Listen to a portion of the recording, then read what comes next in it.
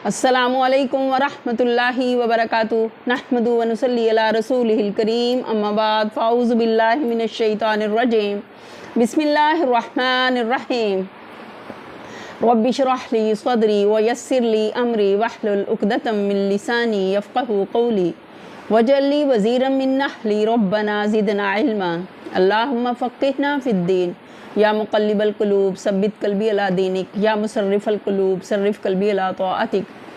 अल्लाहुम्मा अल्हिमनी रुश्दी व अइज़्नी मिन शर्रि नफ़्सी अल्लाहुम्मा इन्नी अस्अलुकल हुदा वत्तुक़ा वल अफ़ाफ़ वल गिना अल्लाहुम्मा अय्यिदना बिरूहिल क़ुदुस अल्लाहुम्मा बारिक लना फ़ी औक़ातिना आमीन सुम्मा आमीन या रब्बल आलमीन। हम पढ़ रहे हैं 14वां पारा। अऊज़ु बिल्लाहि मिनश शैतानिर रजीम बिस्मिल्लाहिर रहमानिर रहीम। सूरह अन-नहल 89 आयत नंबर तक हमने पढ़ा था। आज आगे देखते हैं। अऊज़ु बिल्लाहि मिनश शैतानिर रजीम बिस्मिल्लाहिर रहमानिर रहीम इन्नल्लाहा यअमुरु बिल अदलि वल इहसानि व ईताइ ज़िल क़ुरबा व यन्हा अनिल फ़हशाइ वल मुनकर वल बग़य यइज़ुकुम लअल्लकुम तज़क्करून।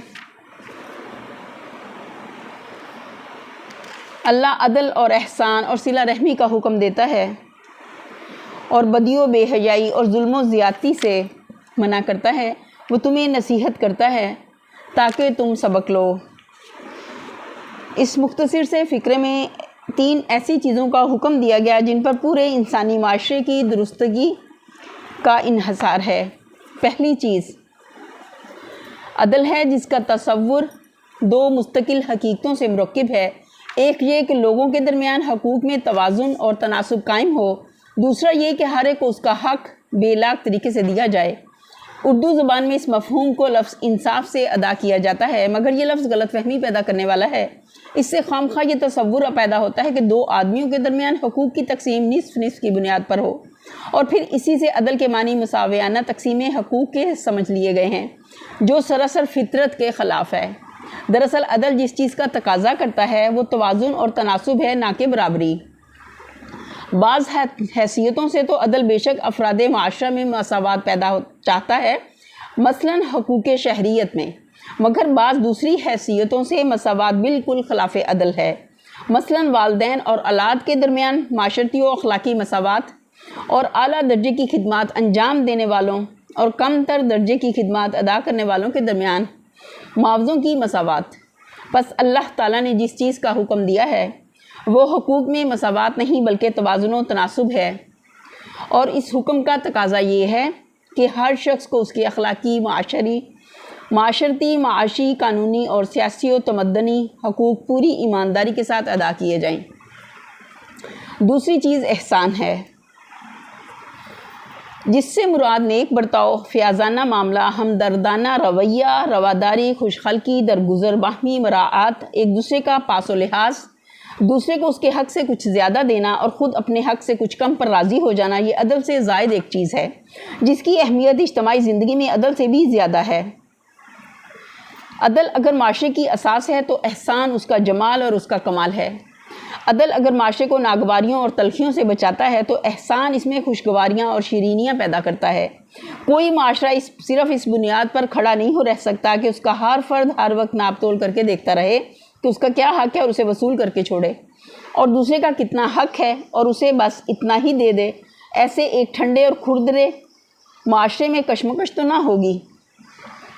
मगर मोहब्बत और शुक्रगुजारी और आला ज़रफ़ी और एसार और इखलास व खैरख़्वाही की कदरों से वो महरूम रहेगा, जो दरअसल ज़िंदगी में लुत्फ़ व हलावत पैदा करने वाली और इज्तमाई महासन को नशोनुमा देने वाली कदरें हैं। तीसरी चीज़ जिसका इस आयत में हुक्म दिया गया है सिला रहमी है, जो रिश्तेदारों के मामले में एहसान की एक ख़ास सूरत मुतय्यन करती है। इसका मतलब सिर्फ ये नहीं है कि आदमी अपने रिश्तेदारों के साथ अच्छा बर्ताव करे और खुशी और गमी में उनका शरीक हाल हो और जायज़ हदूद के अंदर उनका हामी व मददगार बने, बल्कि उसके मानी ये हैं कि हर साहिब इस्तिताअत शख्स अपने माल पर सिर्फ़ अपनी ज़ात और अपने बाल बच्चों ही के हकूक़ न समझे, बल्कि अपने रिश्तेदारों के हकूक़ भी तस्लीम करे। शरीयत इलाही हर ख़ानदान के खुशहाल अफराद को इस अमर का ज़िम्मेदार करार देती है कि वो अपने ख़ानदान के लोगों को भूखा नंगा ना छोड़े। इसकी निगाह में एक माशरे की इससे बदतर कोई हालत नहीं है कि उसके अंदर एक शख्स ऐश कर रहा हो और उसी के ख़ानदान में उसके अपने भाई बहन रोटी कपड़े तक को मोहताज हों। وہ خاندان کو معاشرے کا ایک اہم عنصر ترکیبی قرار دیتی ہے اور یہ اصول پیش کرتی ہے کہ ہر خاندان کے غریب افراد کا پہلا حق اپنے خاندان کے خوشحال افراد پر ہے، پھر دوسروں پر ان کے حقوق عائد ہوتے ہیں، اور ہر خاندان کے خوشحال افراد پر پہلا حق ان کے اپنے غریب رشتہ داروں کا ہے، پھر دوسروں کے حقوق ان پر عائد ہوتے ہیں۔ یہی بات ہے جو نبی صلی اللہ علیہ وسلم نے اپنے مختلف ارشادات میں وضاحت کے ساتھ ان کو بیان فرمایا ہے۔ چنانچہ متعدد احادیث ہیں میں اس کی تصریح ہے کہ آدمی کے اولین حقدار اس کے والدین، اس کے بیوی بچے اور اس کے بھائی بہن ہیں، پھر وہ جو ان کے بعد قریب تر ہوں اور پھر وہ جو ان کے بعد قریب تر ہوں، اور یہی اصول ہے جس کی بنا پر حضرت عمر رضی اللہ عنہ نے ایک یتیم بچے کو چچا زاد بھائیوں کو مجبور کیا وہ اس کی پرورش کے ذمہ دار بنے، اور ایک دوسرے یتیم بچے کے حق میں فیصلہ کرتے ہوئے آپ نے فرمایا کہ اگر اس کا کوئی بعید ترین رشتہ دار بھی موجود ہوتا تو میں اس پر اس کی پرورش لازم کر دیتا۔ اندازہ کیا جا سکتا ہے کہ جس معاشرے کا ہر واحدہ یونٹ اس طرح اپنے افراد کو سنبھال لے، اس میں معاشی حیثیت کتنی خوشحالی، معاشرتی حیثیت سے کتنی حلاوت اور اخلاقی حیثیت سے کتنی پاکیزگی و بلندی پیدا ہو جائے گی۔ اوپر کی 3 بھلائیوں کے مقابلے میں اللہ تعالیٰ 3 برائیوں سے روکتا ہے جو انفرادی حیثیت سے افراد کو، اجتماعی حیثیت سے پورے معاشرے کو خراب کرنے والی ہیں۔ نمبر 1، پہلی چیز فحشا ہے جس کا اطلاق تمام بیہودہ اور شرمناک افعال پر ہوتا ہے۔ ہر وہ برائی جو اپنی ذات میں نہایت قبیح ہو، فحش ہو، مثلاً بخل، زنا، برہنگی، عریانی، عمل قوم لوط، محرمات میں سے نکاح کرنا، چوری، شراب نوشی، بھیک مانگنا، گالیاں بکنا اور بد کلامی کرنا وغیرہ۔ اسی طرح علی اعلان، برے کام کرنا، برائیوں کو پھیلانا بھی فحش ہے، مثلاً جھوٹا پروپیگنڈا، تہمت تراشی، پوشیدہ جرائم کی تشہیر، بدکاریوں پر ابھارنے والے افسانے اور ڈرامے اور فلم، عریاں تصاویر، عورتوں کا بند سور کر منظر عام پر آنا، علی اعلان مردوں اور عورتوں کے درمیان اختلاط ہونا اور سٹیج پر عورتوں کا ناچنا تھرکنا اور ناز و انداز کی نمائش کرنا وغیرہ۔ دوسری چیز منکر ہے، جس سے مراد ہر وہ برائی ہے جسے انسان بالعموم برا جانتے ہیں، ہمیشہ سے برا کہتے رہے ہیں، تمام شرائع الہی نے جس سے منع کیا ہے۔ تیسری چیز بغی ہے، جس کے معنی ہے اپنی حد سے تجاوز کرنا اور دوسرے کے حقوق پر دستدرازی کرنا، خواہ وہ حقوق خالق کے ہوں یا مخلوق کے۔ اگلی آیت ہے وَأَوْفُوا بِعَهْدِ اللَّهِ إِذَا عَاهَدتُّمْ وَلَا تَنقُضُوا الْأَيْمَانَ بَعْدَ تَوْكِيدِهَا وَقَدْ جَعَلْتُمُ اللَّهَ عَلَيْكُمْ كَفِيلًا إِنَّ اللَّهَ يَعْلَمُ مَا تَفْعَلُونَ۔ اللہ کے عہد کو پورا کرو جبکہ تم نے اس سے کوئی عہد باندھا ہو، اور اپنی قسمیں پختہ کرنے کے بعد توڑ نہ ڈالو جبکہ تم اللہ کو اپنے اوپر گواہ بنا چکے ہو۔ اللہ تمہارے سب افعال سے باخبر ہے۔ وَلَا تَكُونُوا كَالَّتِي نَقَضَتْ غَزْلَهَا مِن بَعْدِ قُوَّةٍ أَنكَاثًا تَتَّخِذُونَ أَيْمَانَكُمْ دَخَلًا بَيْنَكُمْ أَن تَكُونَ أُمَّةٌ هِيَ أَرْبَىٰ مِنْ أُمَّةٍ إِنَّمَا يَبْلُوكُمُ اللَّهُ بِهِ وَلَيُبَيِّنَنَّ لَكُمْ يَوْمَ الْقِيَامَةِ مَا كُنتُمْ فِيهِ تَخْتَلِفُونَ۔ تمہاری حالت اس عورت کی سی نہ ہو جائے جس نے آپ ہی محنت سے سود کاتا پھر آپ ہی اسے ٹکڑے ٹکڑے کر ڈالا۔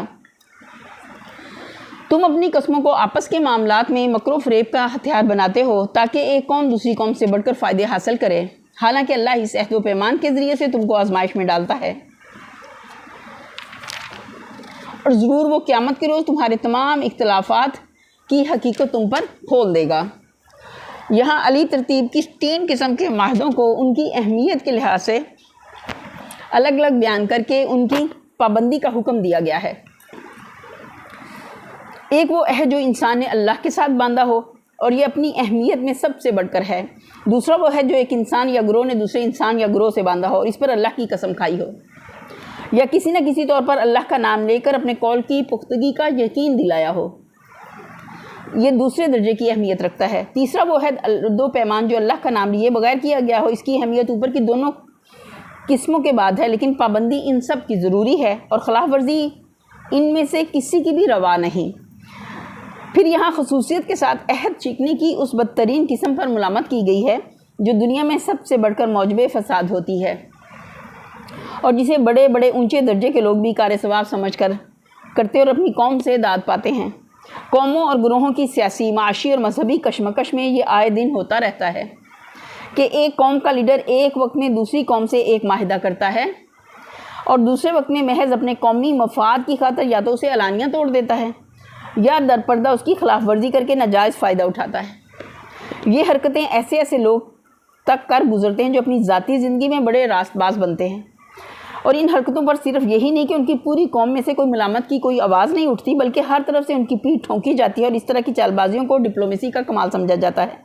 اللہ تعالیٰ اس پر متنبع فرماتا ہے کہ ہر معاہدہ دراصل معاہدہ کرنے والے شخص اور قوم کے درمیان اخلاق و دیانت کی آزمائش ہے، اور جو لوگ اس آزمائش میں ناکام ہوں گے وہ اللہ کی عدالت میں مواخذے سے بچ نہ سکیں گے۔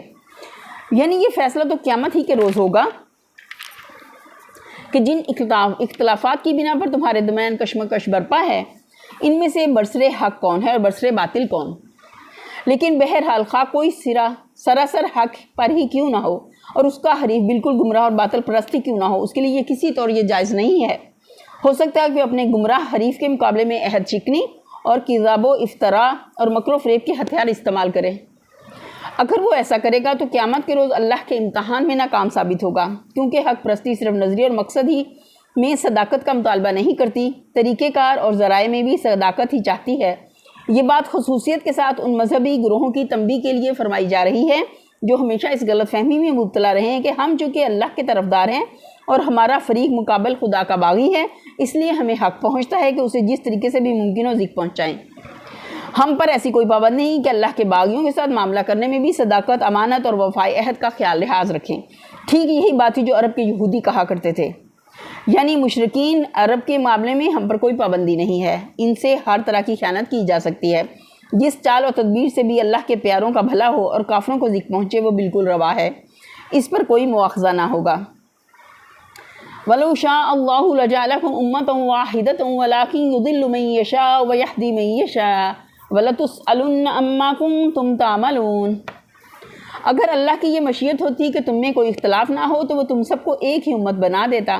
مگر وہ جسے چاہتا ہے گمراہی میں ڈالتا ہے اور جسے چاہتا ہے راہ راست دکھا دیتا ہے، اور ضرور تم سے تمہارے اعمال کی باز پرس ہو کر رہے گی۔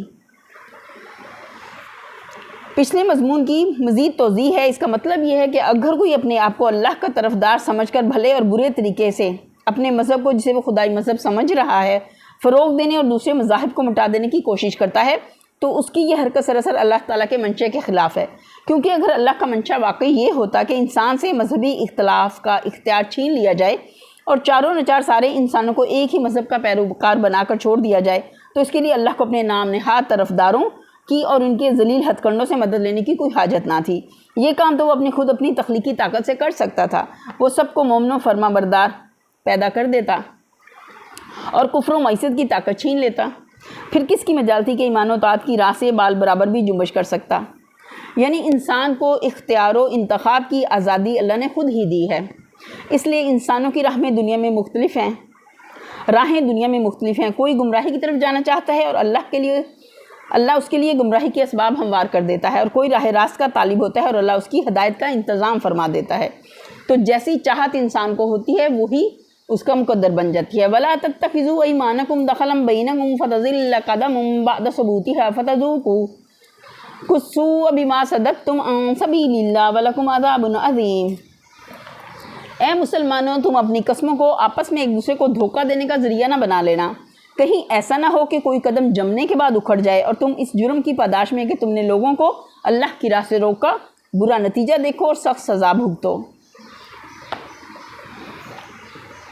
یعنی کوئی شخص اسلام کی صداقت کا قائل ہو جانے کے بعد محض تمہاری بد اخلاقی دیکھ کر اس دین سے برگزشتہ ہو جائے اور اس وجہ سے وہ اہل ایمان کے گروہ میں شامل ہونے سے رک جائے کہ اس گروہ کے جن لوگوں سے اس کو سابقہ پیش آیا ان کو اخلاق اور معاملات میں اس نے کفار سے کچھ بھی مختلف نہ پایا ہو۔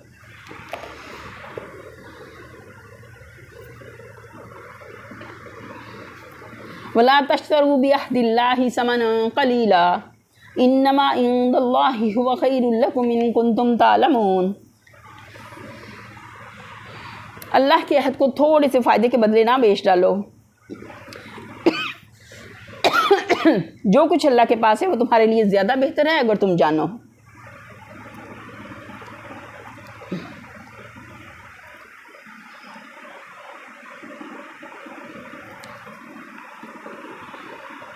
یعنی اس عہد کو جو تم نے اللہ کے نام پر کیا ہے یا دین الہی کے نمائندے ہونے کی حیثیت سے کیا ہو، یہ مطلب نہیں کہ اسے بڑے فائدے کے بدلے بیچ سکتے ہو، بلکہ مطلب یہ ہے کہ دنیا کا جو فائدہ بھی ہے وہ اللہ کے عہد کی قیمت میں تھوڑا ہے، اس لیے اس بیش بہا چیز کو اس چھوٹی چیز کے عوض بیچنا بہرحال خسارے کا سودا ہے۔ ما عندکم ينفد وما عند اللہ باق ولنجزین الذین صبروا اجرهم باحسن ما كانوا يعملون۔ جو کچھ تمہارے پاس ہے وہ خرچ ہو جانے والا ہے، اور جو کچھ اللہ کے پاس ہے وہی باقی رہنے والا ہے، اور ہم ضرور صبر سے کام لینے والوں کو ان کے اجر ان کے بہترین اعمال کے بدلے دیں گے، مطابق دیں گے۔ صبر سے کام لینے والوں کو یعنی ان لوگوں کو جو ہر طمع اور خواہش اور جذبہ نفسانی کے مقابلے میں حق اور راستی پر قائم رہیں، ہر اس نقصان کو برداشت کر لیں جو اس دنیا میں راست بازی اختیار کرنے سے پہنچتا ہو، ہر اس فائدے کو ٹھکرا دیں جو دنیا میں ناجائز طریقے اختیار کرنے سے حاصل ہو سکتا ہو، اور حسن عمل کے مفید نتائج کے لیے اس وقت تک انتظار کرنے کے لیے تیار ہوں جو موجودہ دینوی زندگی ختم ہو جانے کے بعد دوسری دنیا میں آنے والا ہے۔ من عمل صالحا من ذکر او انثى وهو مؤمن فلنحيينه حیاة طیبة ولنجزینهم اجرهم باحسن ما كانوا يعملون۔ جو شخص بھی نیک عمل کرے گا، خواہ وہ مرد ہو یا عورت، بشرطے کہ وہ مومن ہو، اسے ہم دنیا میں پاکیزہ زندگی بسر کرائیں گے، اور آخرت ایسے لوگوں کے لیے ان کے اجر ان کے بہترین اعمال کے مطابق بخشیں گے۔ اس آیت میں مسلم اور کافر دونوں ہی گروہوں کے ان تمام کم نظر اور بے صبر لوگوں کی غلط فہمی دور کی گئی ہے جو یہ سمجھتے ہیں کہ سچائی اور دیانت اور پرہیزگاری کی روش اختیار کرنے سے آدمی کی آخرت چاہے بن جاتی ہو مگر اس کی دنیا ضرور بگڑ جاتی ہے۔ اللہ تعالیٰ ان کے جواب میں فرماتا ہے، تمہارا یہ خیال غلط ہے، اس صحیح رویے سے محض آخرت ہی نہیں بنتی، دنیا بھی بنتی ہے۔ جو لوگ حقیقت میں ایماندار اور پاک باز اور معاملے کے کھرے ہوتے ہیں، ان کی دینوی زندگی بھی بے ایمان اور بد عمل لوگوں کے مقابلے میں صریحاً بہتر رہتی ہے۔ جو ساکھ اور سچی عزت اپنی بے داغ سیرت کی وجہ سے انہیں نصیب ہوتی ہے وہ دوسروں کو نصیب نہیں ہوتی۔ جو ستھری اور پاکیزہ کامیابیاں انہیں حاصل ہوتی ہیں ان لوگوں کو میسر نہیں آتی جو جن کی ہر کامیابی گندے اور گھنونے طریقوں کا نتیجہ ہوتی ہے۔ وہ بوریاں نشیں ہو کر بھی قلب کے جس اطمینان اور ضمیر کے جس ٹھنڈک سے بہرہ مند ہوتے ہیں اس کا کوئی ادنا سا حصہ بھی محلوں میں رہنے والے فساق و فجار نہیں پا سکتے۔ یعنی آخرت میں ان کا مرتبہ ان کے بہتر سے بہتر اعمال کے لحاظ سے مقرر ہوگا۔ بالفاظ دیگر جس شخص نے دنیا میں چھوٹی اور بڑی ہر طرح کی نیکیاں کی ہوں گی اسے وہ اونچا مرتبہ دیا جائے گا جس کو وہ اپنی بڑی سے بڑی نیکی کے لحاظ سے مستحق ہوگا۔ فَإِذَا قَرَأْتَ الْقُرْآنَ فَاسْتَعِذْ بِاللَّهِ مِنَ الشَّيْطَانِ الرَّجِيمِ۔ پھر جب تم قرآن پڑھنے لگو تو شیطان رجیم سے اللہ کی پناہ مانگ لیا کرو۔ اس کا مطلب صرف اتنا ہی نہیں کہ بس زبان سے اعوذ باللہ من الشیطان الرجیم کہہ دیا جائے بلکہ اس کے ساتھ فی الواقع دل میں یہ خواہش اور عملاً یہ کوشش بھی ہونی چاہیے کہ آدمی قرآن پڑھتے وقت شیطان کے گمراہ کن وسوسوں سے محفوظ رہے، غلط اور بے جا شک و شبہات میں مبتلا نہ ہو، قرآن کی ہر بات کو اس کی صحیح روشنی میں دیکھے اور اپنے خود ساختہ نظریات یا باہر سے حاصل کیے ہوئے تخیلات کی آمیزش سے قرآن کے الفاظ کو وہ معنی نہ پہنانے لگے جو اللہ تعالیٰ کے منشا کے خلاف ہوں۔ اس کے ساتھ آدمی کے دل میں یہ احساس بھی موجود ہونا چاہیے کہ شیطان سب سے بڑھ کر جس چیز کے در پہ ہے وہ یہی ہے کہ ابن آدم قرآن سے ہدایت حاصل نہ کرنے پائے۔ یہی وجہ ہے کہ آدمی جب اس کتاب کی طرف رجوع کرتا ہے تو شیطان اسے بہکانے اور اخذ ہدایت سے روکنے اور فکر و عمل کی غلط راہوں پر ڈالنے کے لیے ایڑی چوٹی کا زور لگا دیتا ہے۔ اس لیے آدمی کو اس کتاب کا مطالعہ کرتے وقت انتہائی چکنا رہنا چاہیے اور ہر وقت اللہ سے مدد مانگتے رہنا چاہیے کہ کہیں شیطان کی دراز اندازیاں اسے اس سرچشمہ ہدایت کے فیض سے محروم نہ کر دیں، کیونکہ جس نے یہاں سے ہدایت نہ پائی وہ پھر کہیں سے ہدایت نہ پا سکے گا، اور جس کتاب سے گمراہی اخذ کر بیٹھا پھر دنیا کی کوئی چیز گمراہیوں کے چکر سے نہ نکال سکے گی۔ اس سلسلہ کلام میں یہ آج جس غرض کے لیے آئی ہے وہ یہ ہے کہ آگے چل کر ان اعتراضات کا جواب دیا جا رہا ہے جو مشرکین قرآن مجید پر کیا کرتے تھے۔ اس لیے پہلے تمہید کے طور پر یہ فرمایا گیا ہے کہ قرآن کو اس کی اصل روشنی میں صرف وہی شخص دیکھ سکتا ہے جو شیطان کی گمراہ کن وسوسہ اندازیوں سے چکنا ہو اور اس سے محفوظ رہنے کے لیے اللہ سے پناہ مانگے، ورنہ شیطان کبھی آدمی کو اس قابل نہیں رہنے دیتا کہ وہ سیدھی طرح قرآن کو اس کی باتوں کو سمجھ سکے، قرآن کو اور اس کی باتوں کو سمجھ سکے۔ إِنَّهُ لَيْسَ لَهُ سُلْطَانٌ عَلَى الَّذِينَ آمَنُوا وَعَلَى رَبِّهِمْ يَتَوَكَّلُونَ۔ اسے ان لوگوں پر تسلط حاصل نہیں ہوتا جو ایمان لاتے اور اپنے رب پر بھروسہ کرتے ہیں۔ انما سلطانہ، علی الذین یتولونہ والذین ہم بہ مشرکون، اور اس کا زور تو انہی لوگوں پر چلتا ہے جو اس کو اپنا سرپرست بناتے ہیں اور اس کے بہکانے سے شرک کرتے ہیں۔ وَإِذَا بَدَّلْنَا آيَةً مَكَانَ آيَةٍ وَاللَّهُ أَعْلَمُ بِمَا يُنَزِّلُ قَالُوا إِنَّمَا أَنْتَ مُفْتَرٍ بَلْ أَكْثَرُهُمْ لَا يَعْلَمُونَ۔ جب ہم ایک آیت کی جگہ دوسری آیت نازل کرتے ہیں اور اللہ بہتر جانتا ہے کہ وہ کیا نازل کرے، تو یہ لوگ کہتے ہیں کہ تم یہ قرآن خود گھڑتے ہو۔ اصل بات یہ ہے کہ ان میں سے اکثر لوگ حقیقت سے ناواقف ہیں۔ ایک آیت کی جگہ دوسری آیت نازل کرنے سے مراد ایک حکم کے بعد دوسرا حکم بھیجنا بھی ہو سکتا ہے، کیونکہ قرآن مجید کے احکام بتدریج نازل ہوئے اور بارہا ایک ہی معاملے میں چند سال کے وقفوں سے یکے بعد دیگرے دو تین حکم بھیجے گئے ہیں، مثلا شراب کا معاملہ یا زنا کی سزا کا معاملہ۔ لیکن ہم کو یہ مانی لینے میں اس بنا پر تعامل ہے کہ سورہ نحل کی یہ آیت مکی دور میں نازل ہوئی ہے، اور جہاں تک ہمیں معلوم ہے اس دور میں تدریج فی الاحکام کی کوئی مثال پیش نہیں آئی تھی۔ اس لیے ہم یہاں ایک آیت کی جگہ دوسری آیت نازل کرنے کا مطلب یہ سمجھتے ہیں کہ قرآن مجید کے مختلف مقامات پر کبھی ایک مضمون کو ایک مثال سے سمجھایا گیا ہے اور کبھی وہی مضمون سمجھانے کے لیے دوسری مثال سے کام لیا گیا ہے۔ ایک ہی قصہ بار بار آیا ہے اور ہر مرتبہ اسے دوسرے الفاظ میں بیان کیا گیا ہے۔ ایک معاملے کا کبھی ایک پہلو پیش کیا گیا ہے، کبھی اسی معاملے کا دوسرا پہلو سامنے لایا گیا ہے۔ ایک بات کے لیے کبھی ایک دلیل پیش کی گئی ہے اور کبھی دوسری دلیل۔ ایک بات ایک وقت میں مجمل طور پر کہی گئی ہے اور دوسرے وقت میں مفصل۔ یہی چیز تھی جو کفار مکہ اس آیت کی دلیل ٹھہراتے تھے کہ محمد صلی اللہ علیہ وسلم معاذ اللہ یہ قرآن خود تصنیف کرتے۔ ان کا استدلال یہ تھا کہ اگر اس کلام کا منبع علم الہی ہوتا تو پوری بات بیک وقت کہہ دی جاتی۔ اللہ کوئی انسان کی طرح ناقص العلم تھوڑا ہی ہے کہ سوچ سوچ کر بات کرے، رفتہ رفتہ معلومات حاصل کرتا رہے اور ایک بات ٹھیک بیٹھتی نظر نہ آئے تو دوسرے طریقے سے بات کرے۔ یہ تو انسانی علم کی کمزوریاں ہیں جو تمہارے اس کلام میں نظر آ رہی ہیں۔ قُلْ نَزَّلَهُ رُوحُ الْقُدُسِ مِنْ رَبِّكَ بِالْحَقِّ لِيُثَبِّتَ الَّذِينَ آمَنُوا وَهُدًى وَبُشْرَىٰ لِلْمُسْلِمِينَ۔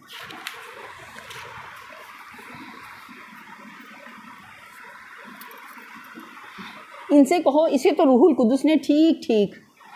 میرے رب کی طرف سے بتدریج نازل کیا ہے تاکہ ایمان لانے والوں کے ایمان کو پختہ کرے اور فرمانبرداروں کو زندگی کے معاملات میں سیدھی راہ بتائے اور انہیں فلاح و سعادت کی خوشخبری دے۔ روح القدس کا لفظی ترجمہ ہے پاک روح یا پاکیزگی کی روح، اور اصطلاحاً یہ لقب حضرت جبرائیل کو دیا گیا ہے۔ یہاں وحی لانے والے فرشتے کا نام لینے کے بجائے اس کا لقب استعمال کرنے سے مخصوص سامعین کو اس حقیقت پر متنبہ کرنا ہے کہ اس کلام کو ایک ایسی روح لے کر آ رہی ہے جو بشری کمزوریوں اور نقائص سے پاک ہے۔ وہ نہ خائن ہے کہ اللہ کچھ بیچے اور وہ اپنی طرف سے کمی بیشی کر کے کچھ اور بنا دے، نہ کذاب و مفتری ہے کہ خود کوئی بات گھڑ کے اللہ کے نام سے بیان کر دے، نہ بدنیت ہے کہ اپنی کسی نفسانی غرض کی بنا پر دھوکے اور فریب سے کام لے۔ وہ سراصل ایک مقدس و مطہر روح ہے جو اللہ کا کلام پوری امانت کے ساتھ لا کر پہنچاتی ہے، یعنی اس کے بتدریج اس کلام کو لے کر آنے اور بیک وقت سب کچھ نہ لے آنے کی وجہ یہ نہیں ہے کہ اللہ کے علم و دانش میں کوئی نقص ہے جیسا کہ تم نے اپنی نادانی سے سمجھا ہے، بلکہ اس کی وجہ یہ ہے کہ انسان کی قوت فہم اور قوت عقل میں نقص ہے، جس کے سبب سے وہ بیک وقت ساری بات کو نہ سمجھ سکتا ہے اور نہ ایک وقت کی سمجھی ہوئی بات میں پختہ ہو سکتا ہے۔ اس لیے اللہ تعالیٰ کی حکمت اس بات کی مقتضی ہوئی کہ روح القدس اس کلام کو تھوڑا تھوڑا کر کے لائے، کبھی اجمال سے کام لے اور کبھی اس بات کی تفصیل بتائے،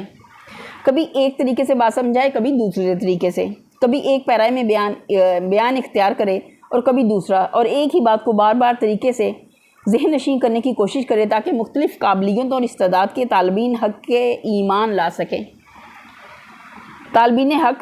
سکے اور ایمان لانے کے بعد علم و یقین اور فہم و ادراک میں پختہ ہو سکیں۔ اس تدریج کی دوسری مصلحت ہے کہ یعنی کہ جو لوگ ایمان لا کر فرما برداری کی راہ چل رہے ہیں ان کو دعوت اسلامی کے کام اور زندگی کے پیش آمدہ مسائل میں جس موقع پر جس قسم کی ہدایات درکار ہوں وہ بر وقت دے دی جائیں۔ ظاہر ہے کہ نہ انہیں قبل از وقت بھیجنا مناسب ہو سکتا ہے اور نہ بیک وقت ساری ہدایات دینا مفید ہے۔ یہ اس کی تیسری مصلحت ہے، یعنی کہ فرما برداری کو جن مذاہبتوں اور مخالفتوں سے سابقہ پیش آ رہا ہے اور جس طرح انہیں ستایا اور تنگ کیا جا رہا ہے، اور دعوت اسلامی کے کام میں مشکلات کی جو پہاڑ سد راہ ہیں ہو رہے ہیں، ان کی وجہ سے وہ بار بار اس کے محتاج ہوتے ہیں کہ بشارتوں سے ان کی ہمت بتائی جاتی رہے اور ان کو آخری نتائج کی کامیابی کا یقین دلایا جاتا رہے تاکہ وہ پر امید رہیں اور دل کی شکستہ نہ ہوں۔ یہیں پر ہم اپنے لیسن کا اختتام کرتے ہیں۔ وآخر دعوانا الحمد للہ رب العالمین۔ سبحان ربک رب العزت عما یصفون وسلام علی المرسلین والحمد للہ رب العالمین۔ آمین ثم آمین یا رب العالمین۔ السلام علیکم ورحمۃ اللہ وبرکاتہ۔